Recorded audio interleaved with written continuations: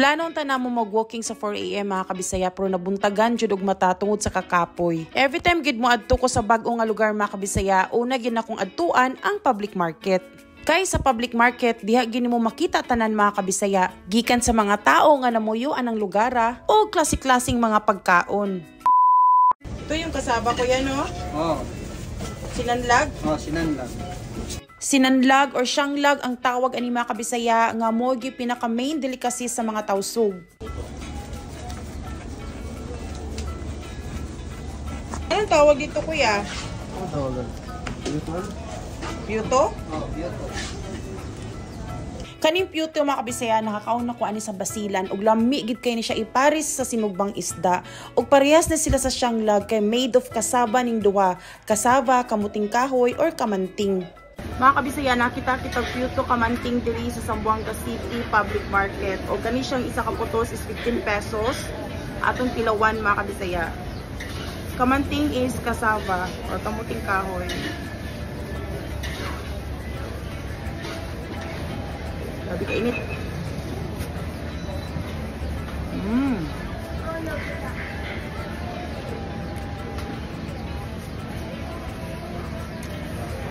Murag pichi-pichi. Kulang na lang gid katamis ug lubi mga kabisaya, pichi-pichi na dayon. Pero kaning gitawag nga pyuto sa tawsog mga kabisaya, very plain gid ang kalami niya, dili aslom, dili parat, dili tamis, kay kani ang alternative nila sa rice. Anong tawag diyan? MOP, mother of four lot. Wow. Sauce. O kita putag sate diri sa public market mga kabisaya. One of the favorite breakfast sa taga Zamboanga City mga kabisaya, labaw na kung hangover ka. Serve with tamo or puso mga kabisaya nga gi-cut into cubes tapos mamili kag karne unsa mo gusto, chicken, beef or chicken liver mga kabisaya, tapos butangan din siya very hot nga sweet and spicy red sauce. And take note mga kabisaya, unlimited ang red sauce ana, murag siya Paris overload o diba? Barato ra po siya mga kabisaya, kay 95 pesos, dako na ang chicken inasal, tapos duha na siya katamo or puso. Unahan gamay na ay namaligyag bang sug mga kabisaya, nga ganina pag ako gipangita kay gusto na jud ko mga pi. Hello mga kabisaya, og still nagapunta sa Zamboanga City Public Market. Kita ninyo ang mga lain-laing delicacy sa mga tawsog. Gusto mo mga pi dinhi, inani gini siya mga kabisaya. Ibutang tanan ang mga pagkaon sa table, tapos kamo na magkuha kung sa yung gusto kaunon. Sa akong tibuok stay sa Basilan ug Sulu mga kabisaya, naginahan na gid kog native black coffee ug mo gid akong gipangita po diri sa Zamboanga City Public Market. Ingon si sir, unahon daw nako try ang pitis kay lami daw kaayo mo nang atong unahon og try mga kabisaya.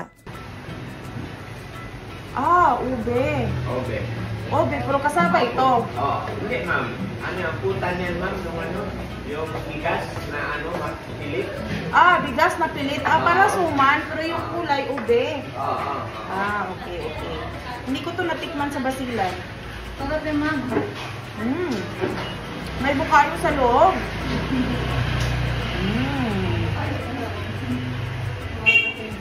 Very suman kay siya mga kabisaya, no? Kay made of glutinous rice, pero gikuan na siya, grabe ka grind mo siya tik-tik nga, mura siya tikoy nga. Di na ko ma-describe, but very soft, very lami, kay na siya bukayo inside. Junay, pangalan namin, bigas yan ma'am. Bigas?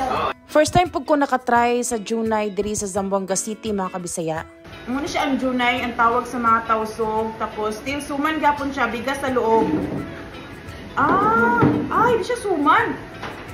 Kanin talaga.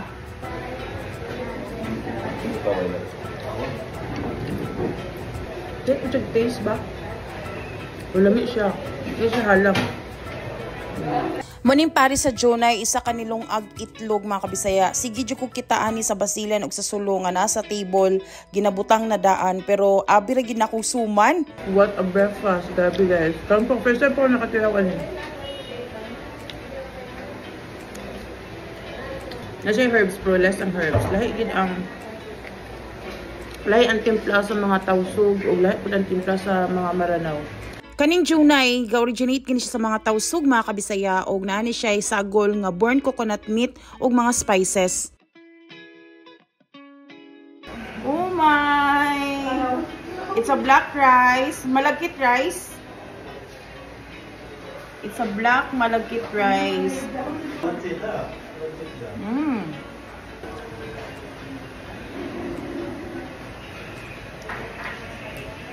Lami ilang biko mga kabisaya, same gihapon no, glutinous rice plus gata ang ilang ingredients. Pero unlike sa ilang mga kabisaya, medyo gahi-gahi ang ilang glutinous rice compared sa tuang lata-lata na pagkaluto. Yes ma'am, thank you ma'am. Masarap. Hello! Grabe nga pamahaw mga kabisaya, as early as 6 AM inana na takabusog.